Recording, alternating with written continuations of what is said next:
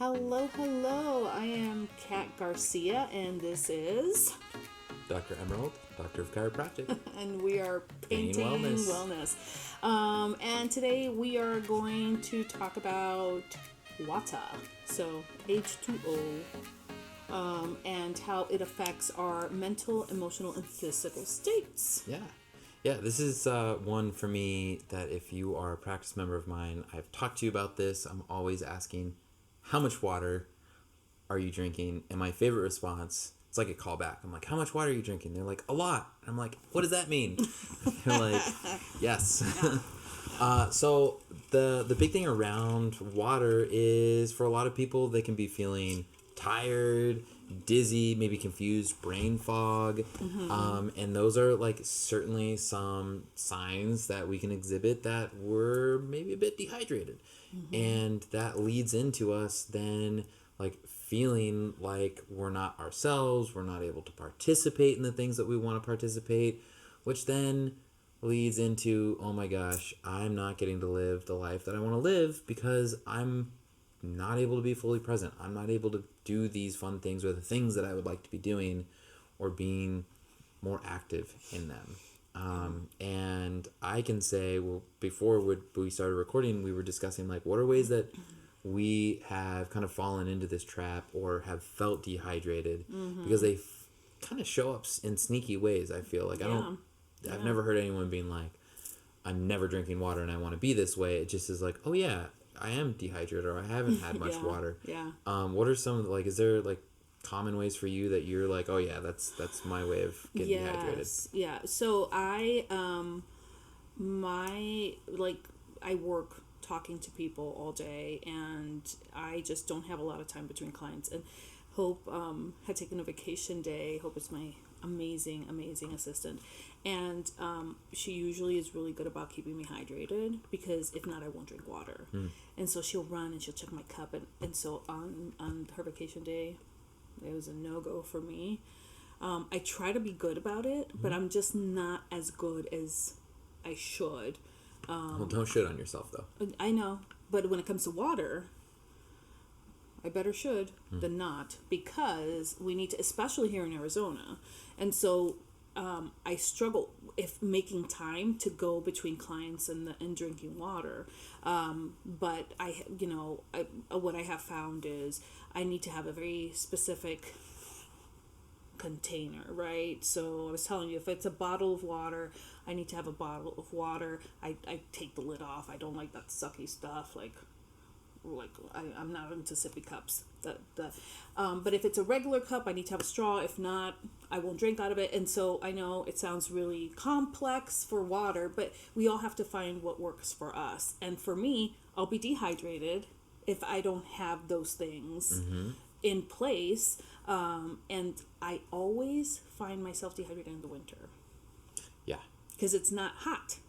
So I'm like, I'll just drink, hot cocoa or coffee or tea, but not water. Not water. Well, and it's not to say that you can't hydrate with those things. It's just we need to remember that those type of things have added things like sugar, or caffeine, which is diuretic, and or even we're taking medication that's gonna like cause us to go to the bathroom or whatever it might be. So it's like really like water is a great way to help regulate those things. And like that winter piece, when I first moved down to Arizona, I was finding not necessarily in the winter getting dehydrated, but being inside, and because I wasn't sweating, because it wasn't hot inside, I was forgetting that I needed to hydrate more because the AC system was still on, and that was drying me out. And the other thing is, I admit to this, I am a spoiled Northwest baby, and I like my glacier water. I like my like pristine water, and I struggled when I was down here because y'all have some we have hardy water. Oof. We have hardy water. Yeah. Welcome to the fold. Yeah. So that is the other piece that I had to learn how to manage that. Like what can I put like lemon in the water, or what type of filtration things can I do to make this tastier water? So I was actually drinking water. So this is something that like I think everyone at some point has had to learn how to deal with, or hopefully in the future figure out how to drink more water, because it's something that really can affect every part of our body, and that tends to be one of the first things that I address when someone is first coming to see me is let's get that squared away. Let's let's increase that water, so then we know that is not the root cause of a lot of these issues. I mean, and you know, many people would be surprised, but I actually talk about water intake in counseling. And when people are like, well, I'm feeling depressed, I'm really anxious, okay, how are you eating, and are you drinking enough water? Because it does impact our emotional state. If you're, I mean, you know, and people, like, think about it. People say, I'm hangry. The same thing is if you're dehydrated. Like, your body is, all of a sudden, it's like that fight mode, because it's trying to struggle. And in Arizona, it's because it's not humid like other places. We're outside and we don't sweat as much. I mean, some people are just sweaty individuals anyway, but it's very dry. And so that dry heat. And so a lot of people don't recognize, oh, I'm not sweaty. That doesn't mean I'm not sweating and releasing. Yeah. And so, you know, you have a lot of times where people become very dehydrated because they don't even recognize, you know, and the same for the winter. Oh, yeah. I'm telling you, even outside, it's like you need to drink water because you're not necessarily going to sweat. Like maybe if you had like 60% humidity, it's not, you know. Yeah, so it doesn't feel the same. It doesn't. And swinging it back around to one of the things you said about like either, like you mentioned eating, like feeling hungry and not drink. Our brain has a really, really hard time differentiating between whether you are thirsty or whether you're hungry. And oftentimes we're actually thirsty. But, you know, our brain just gets a little confused, which is fine. We don't get confused. Maybe because we're dehydrated. Maybe we'll get more water. But one of the things that you also mentioned about the mental health portion of things and the why it's so important to stay hydrated, I actually pulled a quote from an author that I think she has some really great things to say. Nice. This is from Glennon Doyle, and she wrote a book called Untamed. Some people may have heard of her. And her quote is, "Everything was terrible, so I drank 1 glass of water and did 12 minutes of yoga, and everything is fine-ish now." Yes. So I love that book. That's a fantastic book, yeah. Yeah, but I thought that like on the piece about water is like, yeah, when we are not feeling that great, drinking some water and then movement too can really help. Absolutely. All of those things. And like you said, we both do a lot of work in helping and coaching people around like becoming more aware of that intake and the importance of that. And you also discussed this at the beginning. What was something that helped you drink more water? Like a very simple thing that changed. Other than my assistant, it's my cup. Your cup. I love my cup. Yeah. It has to have a straw. You must have a straw. You know, I'm not advocating Stanley, if you hear this, I'm welcome to receive your cups. Stanley Kubik's cups only, though. Yeah, it's no? I don't know. I'm like, but yeah, no, I love, you know, and it's kind of funny because I hear a lot of people making fun of people that carry like their Yetis or their Stanleys or whatever. But hey, if we have it in our hand, we will drink water. And I have multiple of them, and I am one of those people that you can never have too many cups.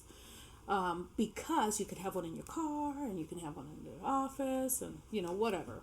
And so I'm just a big advocate because it helps me drink water. It's a reminder. It's a quick little, like, phase shift almost of like, oh, yeah. I need to drink this water. And it can just make it so much easier because it's accessible and it's right there. Just like when we had talked about in a previous episode about electronic usage, you had said that it is so much easier to not look at your phone when it's either face down or it's away. And I think I said away from you. We're using the opposite ideas and tactics of when it's right here next to us, we're much more aware of it and likely to do it. Yeah. And so that is such like a great thing of like just starting off, getting a bottle, using it, and then not like, don't feel like you all of a sudden have to drink a gallon plus of water a day if you're only, I don't know, doing like 1 bottle. There's actually, I'm always surprised when someone's like, yeah, I have like 1 or 2 cups of water a day or something like that. So it's like, make it an incremental is what I'm saying. Like, don't feel like you have to make a huge change. Slowly make that change over time so it's sustainable and it's consistent. And that is just such a huge thing in allowing us to start like making other changes, detoxing too. That's a huge thing, especially when we're starting new physical plans. Absolutely. Yeah.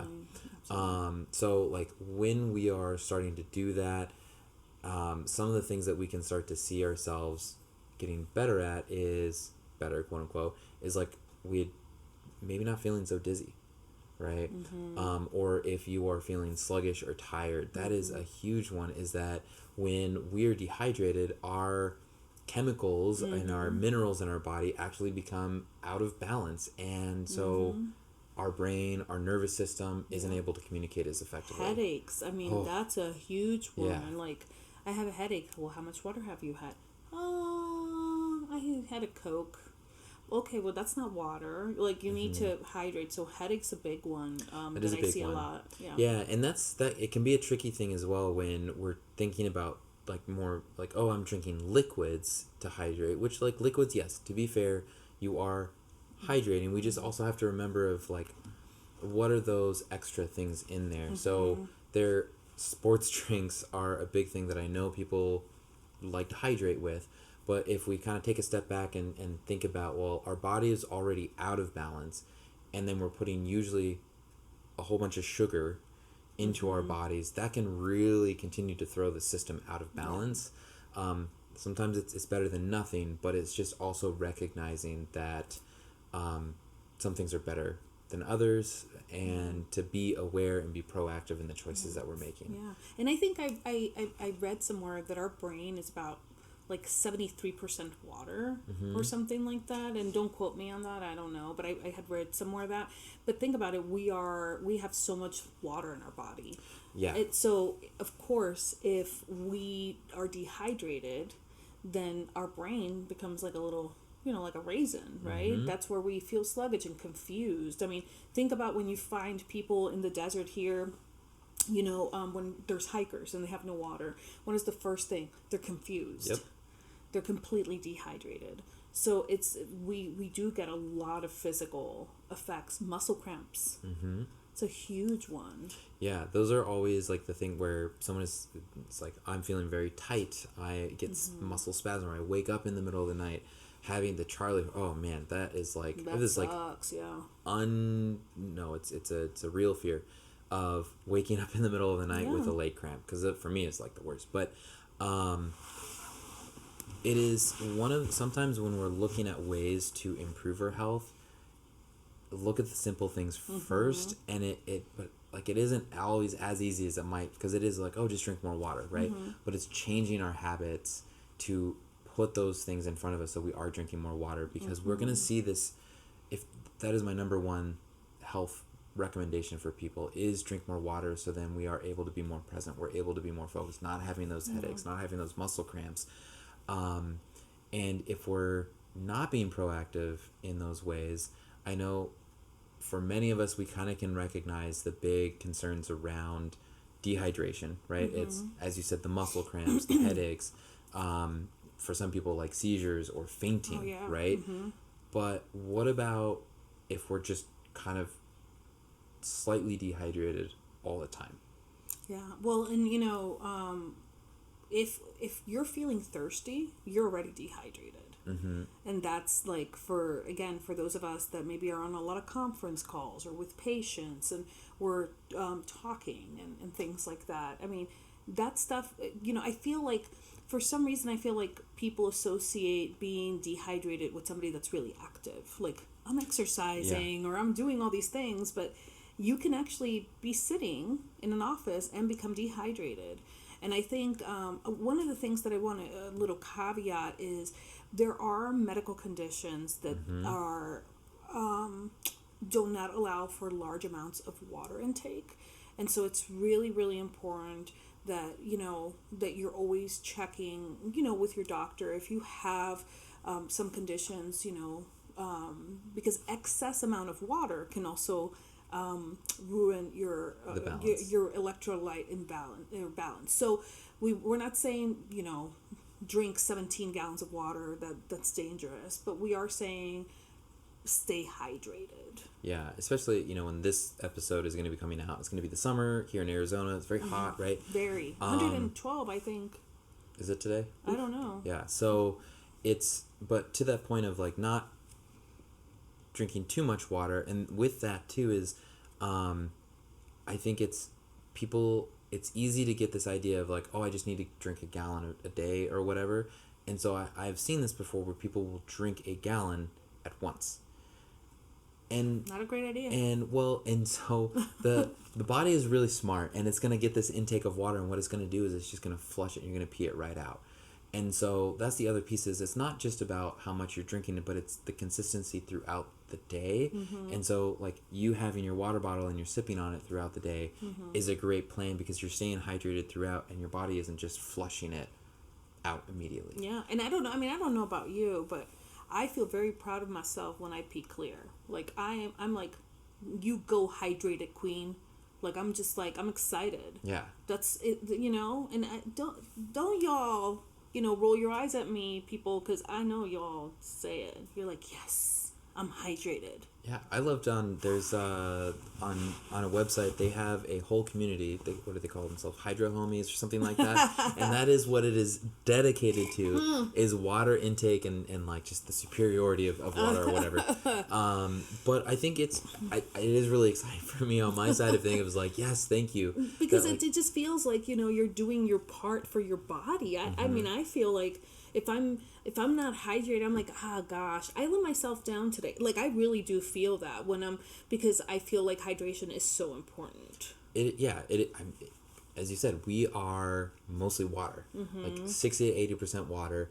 And so this is we're getting into some woo stuff, which is kind of fun. Yeah. So, have you ever done a sound bath before? Oh, yes, I have. Right. So think about this. So if we're mostly water, right, and when you're doing a sound bath, a lot of it is the reverberation and the partying of these molecules and through, describing this poorly, but with those sound waves going through and passing our body, it's interacting ideally with mostly water. So if you're dehydrated, your cells and your body aren't able to vibrate the way that they are supposed to. And so that is, what am I trying to get at? It's the idea of, because we are so much water, all of these different things that we interact with is either improved or decreased by how hydrated we are. Oh, absolutely. I mean, we joke around here because we are all very witchy around here. And the reality is that anybody that works in any mental health, I mean, anybody, if there's a full moon, what happens to the tide? Gets pulled. Yeah. Well, if it's a full moon, it impacts our brain because it's water. And so it's surrounded in water. So guess what? We have a lot of people that act out and have some weird shifts in behavior. And so everybody's laughs, oh, it's a full moon, and honestly, I worked in obstetrics in a previous life, and lots of babies are born in full moons because of the change in barometric pressure and things like that. And so water is such an important part of our life in so many areas. And so of course we can do all the woo woo and we can do all the scientific. And I think that's the reality, is that the point is water is important. It is. And there's also with that, like, is it witchy? Is it science? I mean, for a long time, a lot of science was considered witchy. That's right. Until we will like have a better understanding of it, right? And so just because we may not understand something now in quote unquote the scientific community, which is always evolving and changing, doesn't mean that we won't be like, oh wow, they actually knew what they were talking about. We just didn't understand it at that point. Yeah, for sure. And bonus points, I ask this from time to time because, and also you said it. What's the male equivalent to a witch? I don't quite know what that is, but it's a wizard. Is it a warlock? It's a warlock. Okay. Well, but I always thought like it wasn't a warlock like a bad wizard. In a lot of places, a witch is not considered a good. I guess that's true. So, anyways, heated debate. I would almost I kind of like druid a little bit, but like druid also is non-binary. I think in a lot of ways too. So I think that's fun. So, anyways, just thoughts. We digress. We'd love to hear. Yeah. But that's a good. What do you call people? There's a lot of people in the community that call themselves healers. They don't call themselves witches. That's true. Empaths, healers, witches, psychics, mediums. Yeah. Druids. All of these things. It's very good. And if you ever need to know, we're totally getting on a tangent, but if we ever need to know how to determine if someone is a witch, just watch Monty Python and the Holy Grail, and they have a great explanation of how you determine if someone is a witch. So, but yeah, so anyways, getting back to water, it is all really important. Digestion. That's actually one piece that I really want, because I love gut health, microbiome, super important. But if you aren't hydrated, you are not able to digest well, which means maybe you're holding on to things, or you're not able to pull the nutrients that you need from the things you're eating. If you're having joint pain, I was just going to say inflammation. Ooh. I mean, people are like, well, wouldn't that sounds counterproductive. If you're putting water, you'd be more inflamed. No. Mm-hmm. If you will actually get more bloated and more inflamed. So if you are having inflammation, make sure you're hydrated. For those of us in the searching to either become more buff, more toned, lose weight, water, it's so important. It's part of your system, and so there's so many things that happen in our body, with water. Yeah. And even like going literally surface level on this, if we're more concerned of how we look, water, skin health, skin Absolutely. health. Oh my goodness, like how much water are you drinking? And if you're not drinking enough and you're having a lot of skin issues, gotta look at that, as well as, or skin too, going back to your digestion. They just play off of each other so much. So there are all these things that water plays such a huge role in, that we want to hopefully, be as successful, be informed, understand. And so we can make these choices, again, of what works best for us. Our big thing, I'm going to maybe gather some stuff as we're going through, is like water affects all parts of our life. We are mostly water. And if we are feeling tired, dizzy, brain fog, we're not able to actively participate in things, ask ourselves, how much water are we actually getting? And first step, or quote unquote easy thing to do, is get a water bottle or some sort of container and carry that around with you, and slowly increase the amount of water that you're taking, so that we can start to see if we can resolve some of these things. Yes, some people do have conditions or medical conditions that we have to be aware of, or even the medications that we're on, that also that is going to play a huge role in things. But being aware, talk with your provider. If you need more help in being guided through this, reach out to your provider. Give us a call here. Reach out to us. We're more than happy to help you along that journey, because we want you to be as healthy as possible. Absolutely, right? And we want to make sure that we have all that energy and everything that comes with all the all that stuff. And so because that's our goals. We want you to feel like, from feeling like you're on the sidelines to being able to live your life fully.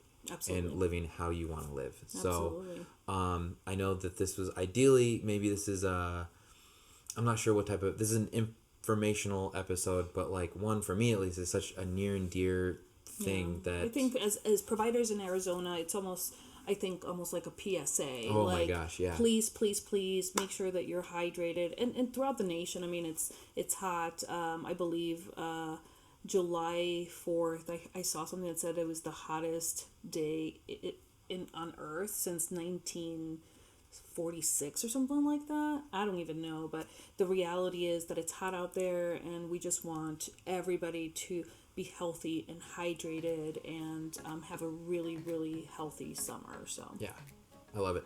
All right, let's clink our bottles. I know, our water, my big giant Yeti thing. I don't know if it's Yeti, but Yeti, you can send water bottles. No, I'm just saying. We're looking for sponsorships. Right. Anyway, this was Painting Wellness. Thanks, and visit us next time. Bye.